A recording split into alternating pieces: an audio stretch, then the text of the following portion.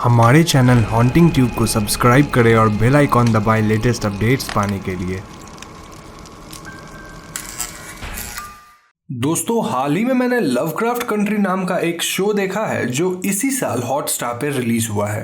ये एक American horror drama है जो कि 2016 में मैट रफ के द्वारा लिखे गए एक नोवेल पे बेस्ड है। इस शो को 9 लोगों ने मिलकर डायरेक्ट किया है जिनके नाम को प्रोनाउंस करना थोड़ा डिफिकल्ट है, but I will try my best here. So they are Daniel Sackheim, Yann Demange, Cheryl Dunye, Misha Green, Victoria Mahoney, Nelson McCormick, Jeffrey Nachmanoff, Helen Shaver and Charlotte ceiling.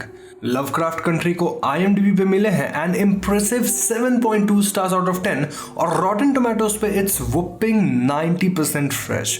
इस show में total 10 episodes हैं जिन्हें मैं 2 videos में cover करने वाला हूं, और ध्यान रहे कि यहां मैं स्टोरी की छोटी मोटी डिटेल्स में नहीं जाऊंगा क्योंकि इस सीरीज के स्टोरी में बहुत सारे लेयर्स और कैरेक्टर्स हैं। तो ऐसे में आपको मेरी वीडियोस के थ्रू एक बेसिक स्टोरी लाइन मिलेगी जिससे आप चीज़ों को आसानी से समझें और आपको सारी इंपॉर्टेंट प्लॉट पॉइंट्स भी पता चल जाए। आज वाली वीडियो में हम और आप मिलकर लवक्राफ्ट कंट्री के पहले 5 एपिसोड्स की कहानी के साथ साथ शो में दिखाए गए मॉन्स्टर्स के बारे में जानेंगे। बचे हुए 5 एपिसोड्स की कहानी मैं अपनी अगली वीडियो में कवर करूंगा जो कि 1 ही 2 दिन में आ जाएगी। So now with that said, let's roll the intro.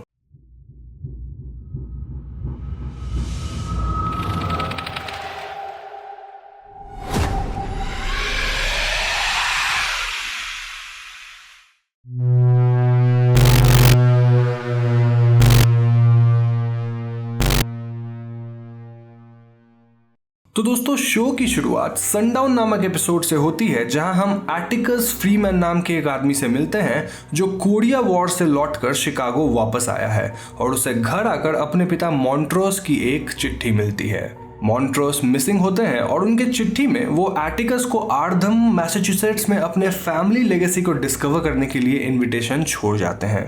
Atticus अपने अंकल जॉर्ज और अपनी फ्रेंड लेटी के साथ एक रोड ट्रिप के लिए निकल पड़ता है टू डेवोन काउंटी मैसाचुसेट्स। यहाँ मैं आपको बता दूं कि एटिकस के uncle George black travel guide books लिखा करते थे। खैर, ये 3 जब एक टाउन में रुकते हैं तो वहां रहने वाले कुछ व्हाइट मैन उन्हें मारने के लिए चेज करते हैं, लेकिन एक मिस्टीरियस व्हाइट वुमेन इंटरवीन करके एटिकस और उसके ग्रुप को बचा लेती है। असल में ये शो सालों पहले अमेरिका में प्रिलेवेंट सेग्रीगेशन को दिखाता है, यानी कि उस समय व्हाइट और ब्लैक पीपल अलग अलग टाउन्स में रहते थे because of white people's racism, और ब्लैक लोगों को व्हाइट लोगों के टाउन में आना अलाउड नहीं था। ऐसे में जॉर्ज ब्लैक ट्रैवल गाइड्स लिखते थे ताकि ब्लैक पीपल सेफली ट्रैवल कर सके by avoiding white people's town. Anyways, कुछ दूर जाकर एटिकस और उसका ग्रुप डेवोन काउंटी के रेसिस्ट शेरिफ को इनकाउंटर करते हैं जिसका नाम था यूस्टिस हंट।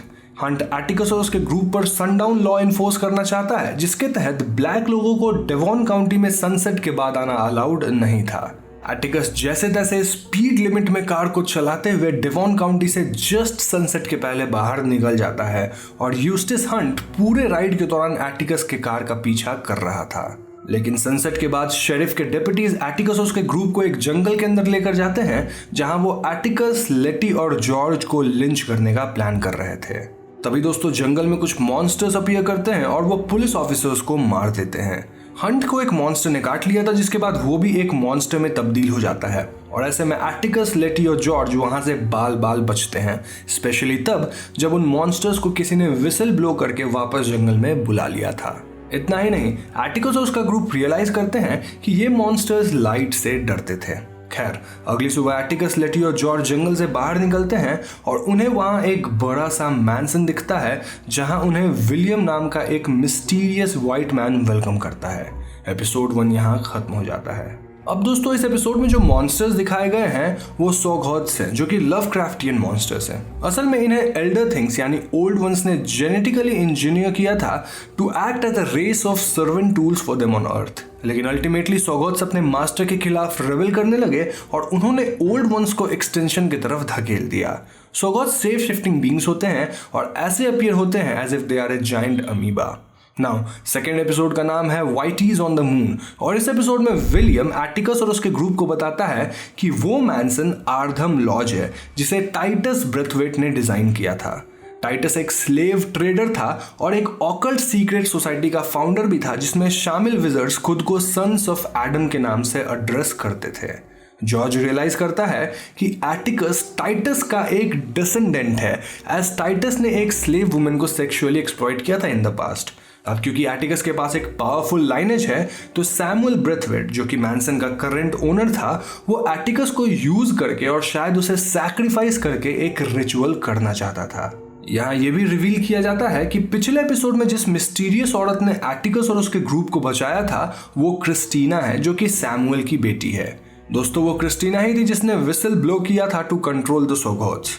क्रिस्टीना एटिकस और उसके ग्रुप को डिफरेंट मैजिक रूम्स में ट्रैप कर देती है, लेकिन एटिकस वहां से बाहर निकलने में सक्सेसफुल हो जाता है और वो लेटी और जॉर्ज के साथ मिलकर मॉन्ट्रोस को रेस्क्यू करने जाता है।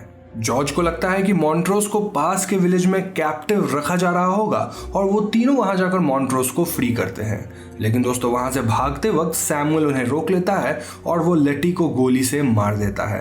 इतना ही नहीं, सैमुअल जॉर्ज पे अटैक करके उसे भी सीरियसली घायल कर देता है। एटिकस सैमुअल को उसके रिचुअल में हेल्प करने के लिए राजी हो जाता है इन एक्सचेंज कि सैमुअल लेटी और जॉर्ज को हील या फिर जिंदा कर देगा with the help of magic. पर रिचुअल के दौरान मैजिक बैकफायर कर जाता है और हम एक ब्लैक वुमेन को देखते हैं जो कि 19th सेंचुरी के कपड़ों में होती है और वही असल में एटिकस की स्लेव एंसेस्टर थी। वो औरत सैमुअल और बाकी विजर्ड्स को स्टोन में तब्दील कर देती है और मैनसन में आग लगा देती है। एटिकस वहां से बचकर निकल जाता है और बाहर आकर डिस्कवर करता है कि लेटी को रेजरेक्ट या फिर जिंदा कर दिया गया है, लेकिन जॉर्ज अपने वुंड्स की वजह से मारे गए हैं। एपिसोड 2 यहां पर खत्म हो जाता है। अब इस एपिसोड को देखकर यह बात क्लियर है कि इस शो में हॉरर और मॉन्स्टर्स के साथ साथ रेशियल हॉरर को भी डिपिक्ट किया गया है कि कैसे रेसिज्म के चलते व्हाइट पीपल ब्लैक लोगों के साथ डिस्क्रिमिनेशन करते थे और उनके प्रति इल बिहेवियर दिखाते थे।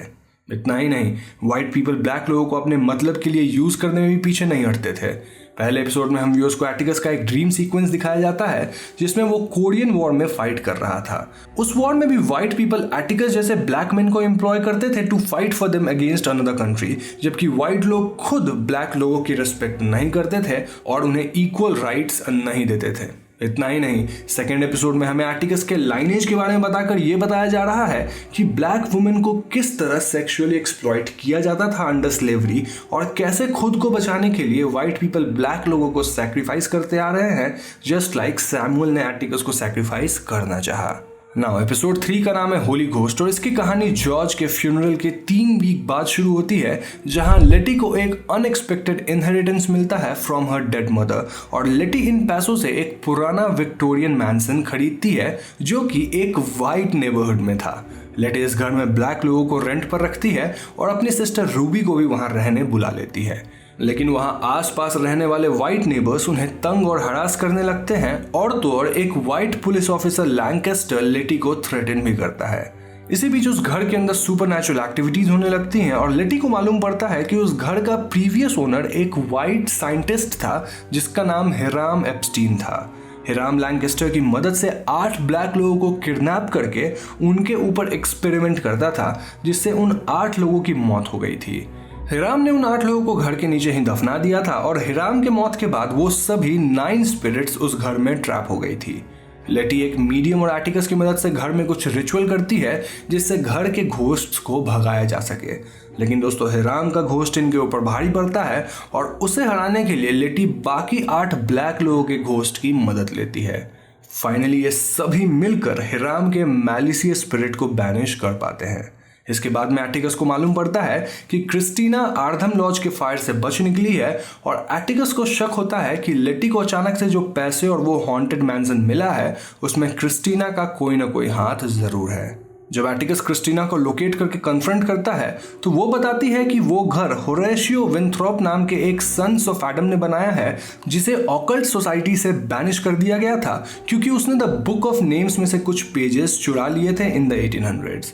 इतना ही नहीं, हिराम विंथ्रोप का एक फॉलोअर था और इसीलिए क्रिस्टीना एटिकस से मदद मांगती है ताकि उसे वो मिसिंग पेजेस मिल सके जो शायद लेटी के मैंसन में छुपे हुए हैं, क्योंकि क्रिस्टीना उस घर के अंदर नहीं घुस सकती थी एज लेटी ने जिस मीडियम को बुलाया था उसने घर को चार्म से प्रोटेक्ट कर दिया था। इन पेजेस की मदद से क्रिस्टीना लैंग्वेज ऑफ एडम को डिसाइफर कर पाएगी और एटिकस क्रिस्टीना की मदद नहीं करना चाहता था। वो क्रिस्टीना पर गोली चलाने की कोशिश करता है पर वो ट्रिगर नहीं दबा पाता क्योंकि क्रिस्टीना मैजिक से एटिकस को शूट करने से रोक लेती है। एपिसोड 3 यहाँ पर खत्म हो जाता है। नाउ नेक्स्ट एपिसोड का नाम है अ हिस्ट्री ऑफ वायलेंस और इसकी शुरुआत मॉन्ट्रोस से होती है जिसे ये मालूम पड़ता है कि टाइटस के pages from the book of names एक वॉल्ट में स्टोर्ड है जो कि बॉस्टन के एक म्यूजियम में है जहां टाइटस के नाम पर एक सेक्शन है as Titus was an explorer. Montrose ये बात एटिकस से छुपाने की कोशिश करता है क्योंकि मॉन्ट्रोस एटिकस को मैजिक से दूर रखना चाहता था बट इवेंचुअली मॉन्ट्रोस एटिकस और लेटी के साथ उस म्यूजियम को विजिट करता है। वो तीनों घंटों बाद वॉल्ट को तोड़कर अंदर जाते हैं और यहाँ इन्हें अजीबोगरीब ट्रैप्स को क्रॉस करके आगे बढ़ना पड़ता है। काफी समय बाद ये लोग एक जगह पहुंचते हैं जहां उन्हें एक डिकेड कॉर्प्स मिलता है। जब एटिकस उन पेजेस को उस कॉर्प्स के हाथ से लेने की कोशिश करता है तो वो कॉर्प्स जिंदा हो जाते हैं और एक टू स्पिरिट में तब्दील हो जाते हैं। दोस्तों इस टू स्पिरिट के लिए यहाँ दे प्रोनाउन का यूज किया गया है क्योंकि दे आर नॉन बाइनरी यानी नो शी और ही। इनका नाम याहिमा होता है और वो बताते हैं कि टाइटस ने उन्हें किडनैप करके इसी वॉल्ट में कैद करके रखा था after they had translated the pages for Titus. Yahima Atticus के साथ वहां से जाने के लिए राजी होते हैं पर तभी वॉल्ट में पानी भरने लगता है। यहाँ ये भी रिवील होता है कि टाइटस का ये वॉल्ट लेटी के मैंसन से कनेक्टेड है। खैर वो सभी वहां से बाल बाल बचते हैं लेकिन घर वापस आने के बाद मॉन्ट्रोस याहिमा को मार देते हैं ताकि याहिमा एटिकस को उन पेजेस के बारे में और इन्फॉर्मेशन ना दे सके जिससे एटिकस मैजिक से दूर रह सके। इसी बीच लैंकेस्टर और क्रिस्टीना शिकागो में स्थित सन्स ऑफ एडम लॉज पर अपना अपना हक जमाने में लगे हुए होते हैं और विलियम रूबी को सेड्यूस करने की कोशिश करता है। दूसरी तरफ जॉर्ज की बीबी हिप्पोलाइटा और बेबी डायना जॉर्ज के डेथ के बारे में इंफॉर्मेशन हासिल करने की कोशिश करते हैं क्योंकि एटिकस ने उन्हें जॉर्ज के साथ एक्चुअली क्या हुआ था वो रिवील नहीं किया था। एटिकस बस उन्हें इतना बताया था कि एक रेसिस्ट शेरिफ ने जॉर्ज को मार डाला। एपिसोड 4 यहाँ पे खत्म हो जाता है। दोस्तों इस एपिसोड में हमें एक इंडिजीनियस आरावॉक कैरेक्टर से इंट्रोड्यूस किया जाता है जिनका नाम याहिमा होता है और वो खुद को एक टू स्पिरिट मानते हैं। टाइटस ने याहिमा को एक साइरन में तब्दील कर दिया था यानी कि अगर याहिमा उस वॉल्ट से बाहर जाते हैं तो वो अपनी आवाज खो देते हैं। याहिमा की कहानी को इंक्लूड करके इस शो में यह दिखाया जाता है कि कैसे टाइटस जैसे white man indigenous gender variant लोगों को एक्सप्लॉइट करते हैं। यहाँ याहिमा कोई मॉन्स्टर नहीं बल्कि टाइटस के वायलेंस का शिकार है। लेकिन ये दिखाते वक्त शो मेकर्स ने कुछ हार्मफुल स्टीरियोटाइप्स को भी परपेचुएट किया है और इसमें से सबसे हार्मफुल ये है कि याहिमा को मॉन्ट्रोस ने वायलेंटली मार दिया जो खुद एक ब्लैक और क्वीर कोडेड कैरेक्टर है। और मॉन्ट्रोस एक क्वीर कोडेड कैरेक्टर कैसे है ये हमें शो के नेक्स्ट फ्यू एपिसोड्स में मालूम पड़ता है और मॉन्ट्रोस से ये वायलेंट एक्ट करवाकर शो मेकर्स उसी ओल्ड स्टीरियोटाइप को परपेचुएट करते हैं कि इंडिजीनियस और जेंडर नॉन कंफर्मिंग कैरेक्टर्स को स्क्रीन पर रिप्रेजेंट करते वक्त ऑथराइज किया जाता है यानी कि they are subjected to violence and exploitations. They are just used to further the protagonist story जिसके बाद उन्हें मार दिया जाता है जैसे कि याहिमा के साथ हुआ और ऐसे पोर्ट्रेयल क्वीर लोगों के ऊपर हो रहे वायलेंस को नॉर्मलाइज करते हैं। नाउ एपिसोड 5 का नाम है स्ट्रेंज केस और इसकी शुरुआत रूबी से होती है जो विलियम के साथ इंटीमेट होने के बाद उठती है और खुद को एज ए वाइट वुमन पाती है। विलियम रिवील करता है कि उसने रूबी को मेटामॉर्फोसिस पोशन दिया है जिससे वो ब्लैक से वाइट वुमन में तब्दील हो गई। दूसरी तरफ मॉन्ट्रोस एटिकस को बताता है कि उसने याहिमा को मार डाला एंड नॉट ओनली दैट उसने पेजेस तक को डिस्ट्रॉय कर दिया। एटिकस इस बात से बहुत गुस्सा हो जाता है और वो अपने पिता मॉन्ट्रोस को बुरी तरह मारता है। दोस्तों सीरीज में इस पॉइंट तक हमें कई बार बताया गया है कि मॉन्ट्रोस एक अच्छे पिता नहीं थे और उन्होंने एटिकस को कभी भी ठीक ढंग से ट्रीट नहीं किया था। शायद यही वजह थी कि आज एटिकस का सारा गुस्सा एक साथ निकला जिससे फादर सन की रिलेशनशिप काफी स्ट्रेन हो गई। लेटी एटिकस को बताती है कि उसे उसके गुस्से से डर लगता है और दोनों रिकॉन्साइल करने के बाद इंटीमेट होते हैं। मॉन्ट्रोस भी सैमी नाम के एक बंदे के घर जाता है जहां दोनों इंटीमेट होते हैं और हमें यहां पता चलता है कि Montrose is a queer coded character. बाद में एटिकस लेटी के लिए हुए कुछ फोटोग्राफ्स की मदद से लैंग्वेज ऑफ एडम को डिसाइफर करने की कोशिश करता है पर लेटी एटिकस को वार्न करती है कि magic can lead to corruption. दूसरी तरफ रूबी मेटामॉर्फोसिस पोशन को यूज करती रहती है क्योंकि एज ए वाइट वुमेन उसे वो सारे अपॉर्चुनिटीज मिलने लगते हैं जो कि उसे एज ए ब्लैक वुमेन कभी नहीं मिले थे। वो as a white women Hillary के नाम से एक शॉप में नौकरी करने लगती है और इसी बीच विलियम उसे बताता है कि रूबी को क्रिस्टीना के लिए एक फेवर करना होगा। रूबी एक रूनिक स्टोन को लेकर लैंकेस्टर के ऑफिस में रख देती है और ये करते वक्त वो डिस्कवर करती है कि उस ऑफिस में एक कैद आदमी है जिसे बुरी तरह टॉर्चर किया जा रहा था। इतना ही नहीं, रूबी को मालूम पड़ता है कि लैंकेस्टर जो कि एक वाइट मैन था, उसके पास एक ब्लैक बॉडी है। यानी कि लैंकेस्टर ने ये सब मैजिक से किया था, जिसके चलते वो कुछ एक्सपेरिमेंट्स करता था जिसमें उसने ब्लैक लोगों के बॉडीज को यूज किया था और उन्हें मार दिया था। बाद में रूबी देखती है कि कैसे उसका वाइट बॉस पॉल जो उसी शॉप में काम करता था, वो तमारा नाम के एक ब्लैक वुमेन को एक्सप्लॉइट करने की कोशिश कर रहा था। इस इंसिडेंट के बाद जब क्रिस्टीना रूबी को पावर को एम्ब्रेस करने के लिए कहती है, तो रूबी पॉल को एक स्टिलेटो हील से सेक्सुअली पनिश करती है। बाद में रूबी विलियम से पूछती है कि वो और क्रिस्टीना बेसमेंट में क्या करते हैं, और तभी विलियम मेटामॉर्फोसिस की मदद से क्रिस्टीना में तब्दील हो जाता है। यानी कि William was Christina all along. जी हाँ दोस्तों, ये दोनों एक ही इंसान थे और मेटामॉर्फोसिस पोशन का यूज करके ये अपना जेंडर तक चेंज कर रहे थे। मीनवाइल एटिकस उस लैंग्वेज को डिसाइफर करते वक्त कुछ ऐसा देखता है कि वो अपने फॉर्मर लवर जिया को कॉल करता है, जो कि साउथ कोरिया में रहती थी। एपिसोड 5 यहाँ खत्म हो जाता है। दोस्तों, इस एपिसोड में बॉडी हॉरर का इस्तेमाल किया गया है, जो कि रूबी के स्टोरी में एम्प्लॉय हुआ है to show her rebirth as a white women और उसके साथ उसे मिलने वाले प्रिविलेजेस एंड पावर। रूबी की स्टोरी एक डायरेक्ट क्रिटिक है जहां सोसाइटी के प्रिजुडाइजेस को बेपर्दा किया जाता है।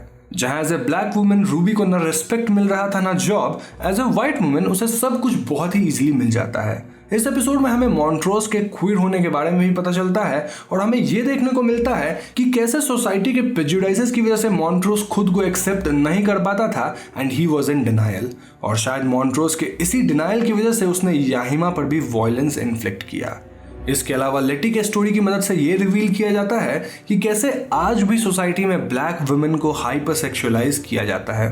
फॉर एग्जाम्पल, एपिसोड 3 में लेटी के घर पे हो रहे पार्टी के दौरान लेटी को हाइपर सेक्सुअलाइज किया जाता है, बट ये बाद में रिवील होता है कि जब लेटी एटिकस के साथ इंटीमेट होती है तो it was her first time. लेटी की स्टोरी ये शो करती है कि कैसे वुमेन को आज भी सेक्सुअल ऑब्जेक्ट्स की तरह देखा जाता है। फाइनली इस एपिसोड में ये भी रिवील होता है कि रियल विलियम वाज डेड, जिसे लैंकेस्टर ने मार दिया था, और विलियम की डेड बॉडी क्रिस्टीना ने बेसमेंट में रखी थी, जहां वो विलियम के ब्लड को यूज करके अपने लिए वो मेटामॉर्फोसिस वाला पोशन बनाती थी। तो दोस्तों, ये थी पहले 5 एपिसोड की कहानी और मुझे पूरी उम्मीद है कि आपको ये सीरीज काफी इंटरेस्टिंग, बढ़िया और डिफरेंट लग रही होगी। अगर ऐसा है और ये वीडियो पसंद आई है तो इसे लाइक कीजिएगा और हाँ, प्लीज़ अपने दोस्त के साथ शेयर भी ज़रूर कीजिए। लवक्राफ्ट कंट्री की अगली 5 एपिसोड और भी अमेजिंग होने वाली है, और अगर आप उसे मिस करना नहीं चाहते तो हमारे चैनल हॉन्टिंग ट्यूब को सब्सक्राइब करके बेल आइकॉन को ज़रूर दबा दीजिएगा, क्योंकि हम अपने चैनल पे ऐसे वीडियोज़ लाते रहते हैं। पीस।